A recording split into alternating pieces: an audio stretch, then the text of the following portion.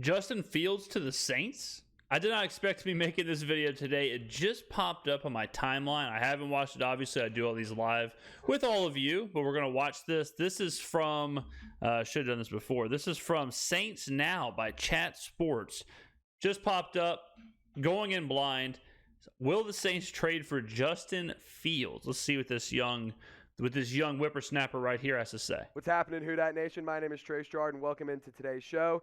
We are going to be breaking down some wild offseason trade rumors for the New Orleans Saints. It would be wild. This would be bananas in pajamas. Like, this would be the highest level of crazy, making this trade. Now, I will hear it out. I will hear the trade out, and we'll break it down. But before that, this is like the ultimate Madden trade, right? This is something that never happens. This is crazy town to even think of. I don't think this is going to happen. What I think is happening is I think Chicago is leaking, or not leaking, but they're openly saying, maybe we'll take a quarterback. Maybe we'll take one if we're blown away. We're not ruling anything out. They're saying all that stuff to get teams like Houston and Indianapolis who want a quarterback. They want them thinking, damn, if Chicago's going to take one at 1, we've got to trade up. If Chicago says, look, guys, we love Justin Fields. He almost set the quarterback rushing record. We love Fields. We're not taking a quarterback. Then Houston and Indy and Arizona, they don't have to worry about moving up because they know they can scratch off Chicago as a quarterback destination. So I think this is typical Chicago, or typical number 1 overall, just playing a little bit of the game there. To start things off, let's talk quarterback. Let's do it. Justin Fields. Could the Saints make a splash trade for Justin Fields? And we're talking about this because the Bears have the number 1 overall pick in the 2023 NFL Draft after the Texans miraculously made it on a 2-point conversion, gave up their first overall. Okay, so I'll say this. The second part of the second bullet here, I said earlier this year, Fields was not brought in by the current GM coach situation in Chicago. There were rumblings that they might want to move off of him, right? That this year was kind of like one of those tryout years for Fields to see if he really is the franchise guy. From what I watched, I think Justin Fields showed enough to where you do continue seeing what you got with Fields. I don't think he's finished. I'm certainly not ready to say that he's a star in the league or anything like that. But he showed me, if you compare with like a Zach Wilson, I think, did the opposite. He showed the Jets enough on and off the fields, no pun intended. Look, I mean, guys, where do you find this anywhere else but here? On and off the Justin Fields, Zach Wilson showed, like, I can't do it, right? I'm not a franchise quarterback. The Jets would be comfortable moving on from Zach Wilson. I think Justin Fields showed enough to where the Bears can say, all right, let's see what we got here. Let's keep moving forward. Let's get us more pieces. Let's get us offensive line help. Let's help develop him a little bit. Maybe this guy does have the tools. You know, you can't throw away a quarterback like Fields, who's showing you a little bit here and there. You can't throw them away immediately. Not everybody's going to be Joe Burrow and hit the ground running immediately. Some people need, Josh Allen struggled at first. Peyton Manning struggled at first. I'm not saying that Justin Fields is Peyton Manning, but you can't just immediately expect success from these guys. So number 2 is a legitimate bullet, but I think Fields did enough to quell their concerns and give him a little more leash. Overall pick. Fired Lovie Smith. So the Bears organization, kind of a mess right now. But this current regime is not the one that initially drafted Fields. The last regime was the one who had interest in Justin Fields. And this current regime under Matt Eberflus is not the one who initially selected Justin Fields and picked him. They just inherited him. Could the Bears be looking forward to move on from Justin Fields and take Bryce Young with that number 1 overall pick? So the Bryce Young part is interesting too, because let's say Joe Burrow or Andrew Luck or Cam Newton or whoever, let's say like a generational Peyton Manning, a generational number 1 can't miss guys out there. I'd think about this. If it was someone like that where it's like, look, man, this is a generational level quarterback we can take. Let's just roll the dice again. I could see that. Is Bryce Young that? No. No, he's not. Will Bryce Young end up being a good player? Maybe. But I don't think he's worth the risk. I don't think Bryce Young is currently Justin Fields. And so if he's already not Justin Fields, why would you step backwards? Like that, it seems like a weird risk to me. Bryce Young's 5'10", 5'11".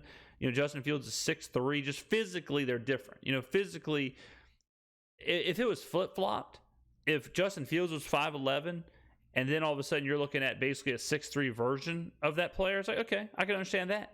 But I just don't see anything Bryce Young does that much better physically or in the game or his quarterback skills. I don't see anything he does that much better than Fields to warrant this. So Young being the number 1 overall pick doesn't really help. There's not that much of a difference. I don't think there's that much of an upgrade to make this drastic of a move. Because if you get this one wrong, oh man, your neck is on the line. Pick. Now let's talk about Justin Fields for a second.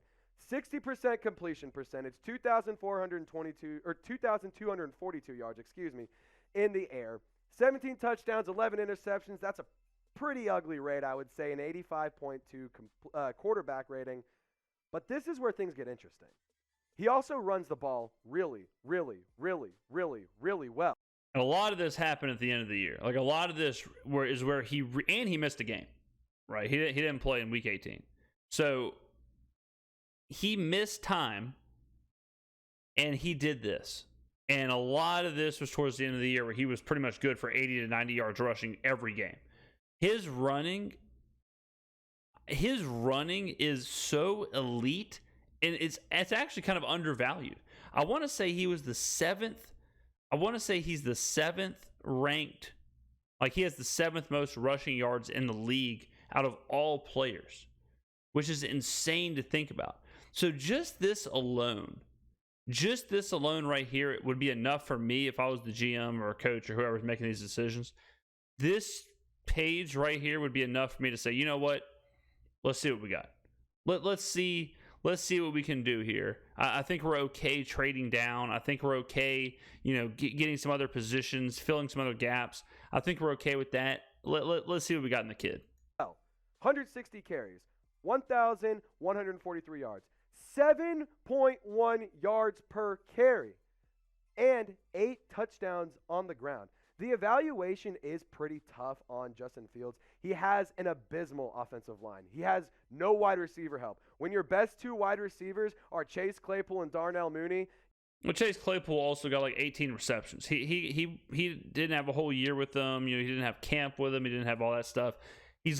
Fields is learning, like what's not on this sheet is that Fields is learning a whole new system. Exactly what this young man said at the beginning of the video. Fields was brought in by somebody else. Fields, when he first came to the NFL, he learned a whole new system. He learned a whole new thing. He learned,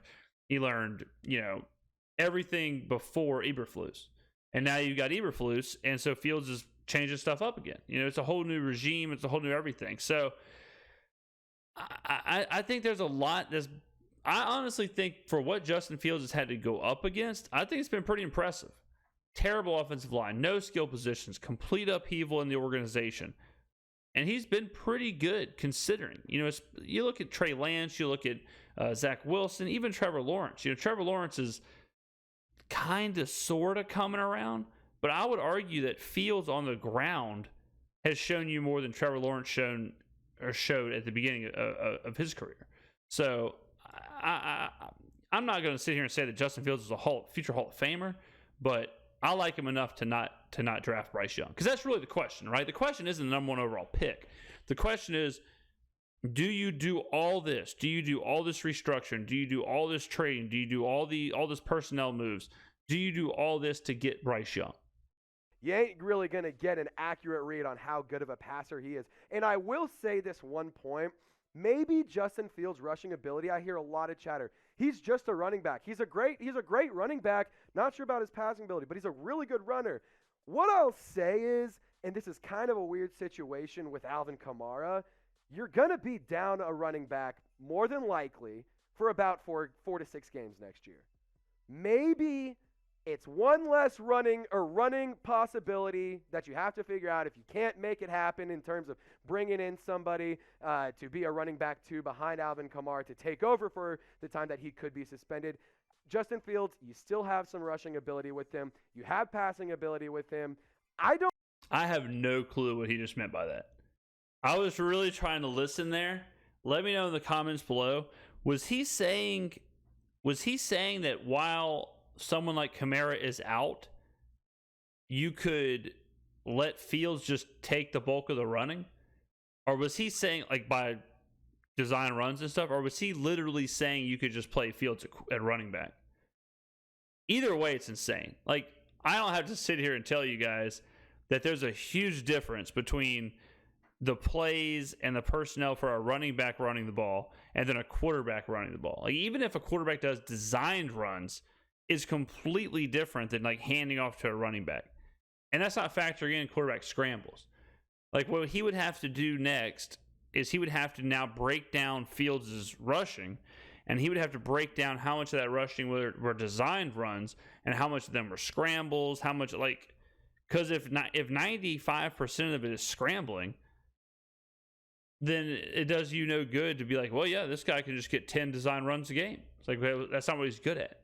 He's good at improvising, escaping, and making plays like that. That doesn't equate to what a running back is. Not all rushing yards are created equally.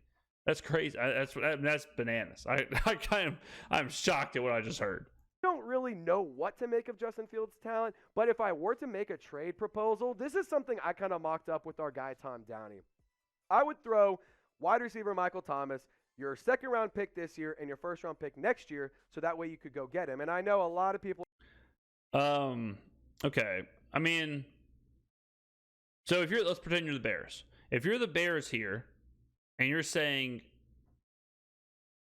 if you think Fields and Young are equal, if you think Justin Fields and Bryce Young are equal, or potentially equal, I guess you could say, then I could see where this would make sense, right? Because then you're saying, well, we get the same player, but we also get Michael Thomas, a second-round pick, and an additional first-round pick. So from the Bears side of things, I can totally understand why you would do that, but that has to be your evaluation.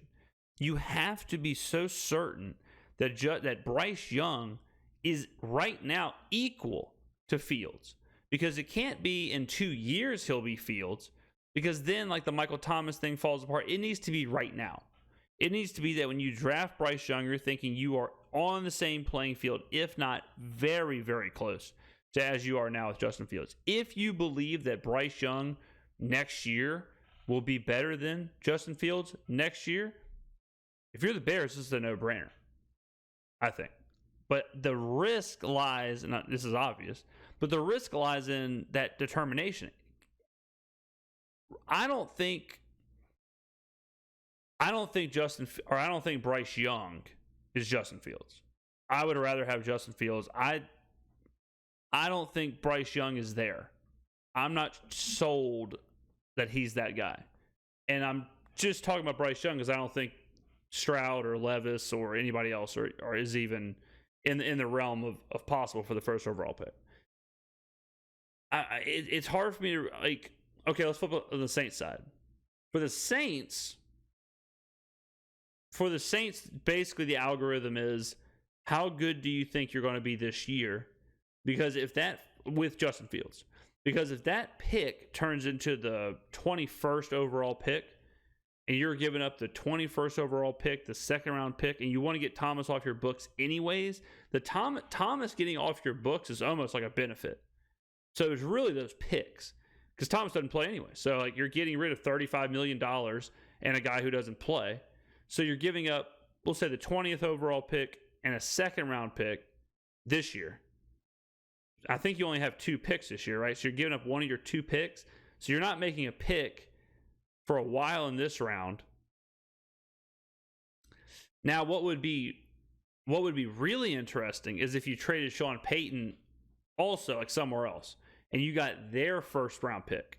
So then you had, like, the 10th overall pick this year. You give up the 20-something overall pick. You give up the second round or 20th overall pick next year. you give up the second round pick this year, but you get that first round pick from the team you traded Sean Payton to, and you get Thomas off the books. I think if you're the Saints, gun to my head, if you're the Saints and you know you can offload Sean Payton for a first, I think you probably do this. I don't see a downside for the Saints. The downside is with the Bears. The Saints really aren't losing much. I mean, in that situation I just laid out where you're getting this year's first back from Sean Payton, more than likely a top 12-ish pick. You're giving up the second round pick this year. I mean, it's really kind of just like that second for Fields. Because I'm looking at Thomas as being a positive, him getting off the books. People are saying, no, too much. I don't want to give that up for Justin Fields. I don't want to give that up for the former first-round pick. I understand. But that being said, the Bears aren't just going to give him away. They have a lot of power with that first overall pick. They could decide, I want to run it back with Justin Fields and see if we can make things happen around him. They also could decide, we want to move on and go take Bryce Young. So there's a lot of possibilities with Justin Fields that I will be monitoring every day of the offseason until something happens.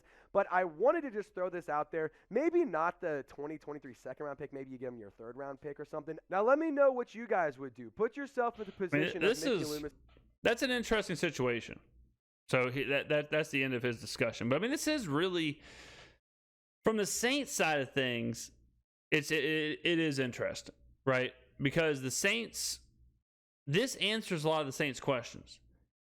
While the Thomas thing can't be understated. Like, getting him off your books, moving on from him, upgrading your quarterback thing, not only just next year but for the future. I mean, Fields is 23. You know, Fields is a 23-year-old quarterback, a very dynamic quarterback. Upside is high. Upside is up there. I mean, let's not lie to each other here. He's got some serious upside. So, like, what's the ceiling with Fields? Let me know in the comments below. Who is the quarterback? What's his ceiling? Is his ceiling Michael Vick? Is his ceiling? It's got to be something like a. I mean, I'm trying to think of a mobile quarterback with some arm issues. Like, it's not a Josh Allen, because Josh Allen doesn't have arm issues. Like, I don't think Fields' arm is anywhere near Josh Allen's. They may be about the same as erratic. You know, Josh Allen was very erratic when he first came in. But he's a different runner as well. Like, Allen will run you over. Fields is much more elusive. And Kyler Murray, he's not really a great comp either, because I think Fields is a better runner. Murray's more quick, but Murray's not gonna gash you running the ball like Justin Fields is. Maybe Jalen Hurts. Maybe that's the comp. Maybe Jalen Hurts is a better comp. So let's say Fields is somewhere between. Let's say he's somewhere between Jalen Hurts at the high end, and then, like, I guess where he is now on the low end. I mean, if you think you can fall somewhere in there for the Saints, and you might do it. And I mean, honestly, too, like, I keep talking about trading Sean Payton to get that first back. I wonder if this would help the Sean Payton conversation. Like, I wonder if you made this move and you told Sean Payton, like, all right, here you go, pal. Losing that first wouldn't be sweet. Like, you know, going this year without a first, next year without a first. That's tough. But I wonder if Sean Payton seeing Justin Fields, I wonder if that would behoove him to come back to New Orleans. Because if you throw that in there as well, Saints receive quarterback Justin Fields, head coach Sean Payton for this.